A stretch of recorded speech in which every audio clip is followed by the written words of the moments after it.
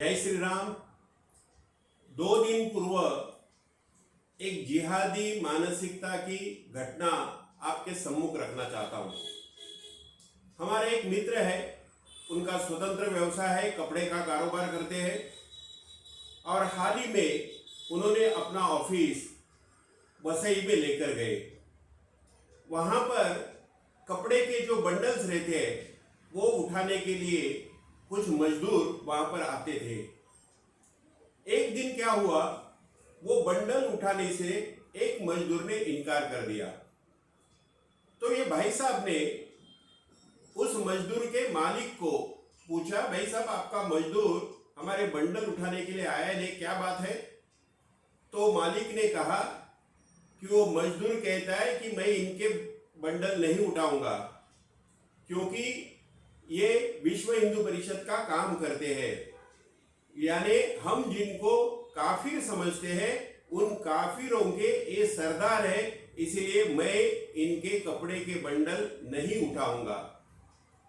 बंधुओं, कल्पना करिए कि किस प्रकार की मानसिकता हमारे शहर में, हमारे देश में पनप रही है। यानी इस प्रकार की जिहादी जल्लादी मानसिकता रखने वाला व्यक्ति जो हिंदू बिजनेसमैन के बंडल उठाने से इनकार कर देता है और इसलिए वो नहीं उठाता है क्योंकि वह बिजनेसमैन विश्व हिंदू परिषद का सम्माननीय पदाधिकारी है। यानी कितनी घृणा हिंदू समाज के बारे में, हिंदू संगठन का काम करने वालों के बारे में इनके मन में है। आप कल्पना करिए, आज अपने मुंबई जैसे शहर में, अपने महाराष्ट्र में लगभग इनकी आबादी 20% है।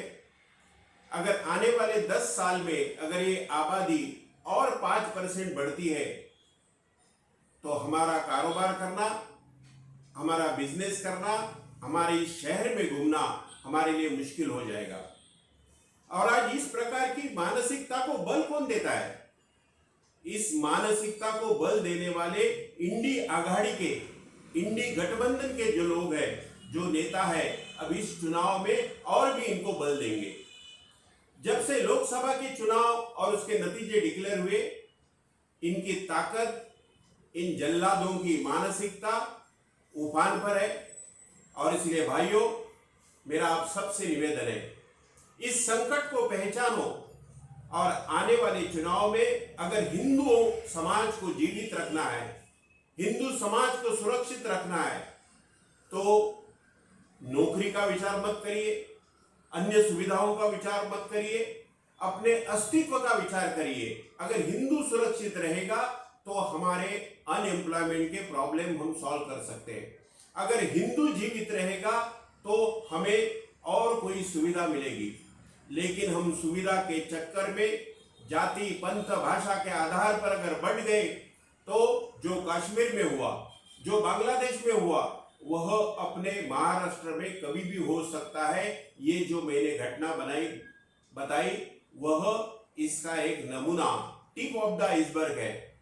आप सचेत रहिए, सावधान रहिए और आने वाले चुनाव में हिंदू हित की बात करेगा वही देश पर राज करेगा। इस प्रकार की भूमिका लेकर सभी हिंदू समाज को जागरूक करें। बहुत बहुत धन्यवाद। जय श्री राम।